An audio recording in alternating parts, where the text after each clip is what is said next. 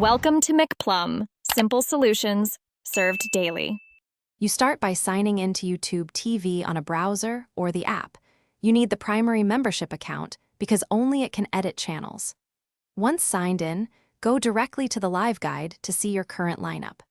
Make sure your connection is stable so channel updates save reliably. If you manage multiple family members, confirm you're on the right profile before proceeding. Now, navigate to Settings, then Live Guide or Manage Membership and choose Add or Remove Channels. This is where you make substitutions.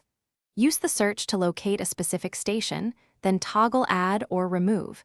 Changes take effect almost immediately. If you're swapping networks, check available add-ons so you don't lose content. This step prevents surprises on billing and ensures your favorite shows remain accessible. After making edits, save and refresh the live guide. You should see the updated channels right away.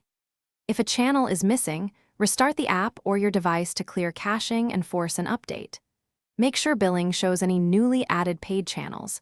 If a purchase won't process, check payment details or contact YouTube TV support.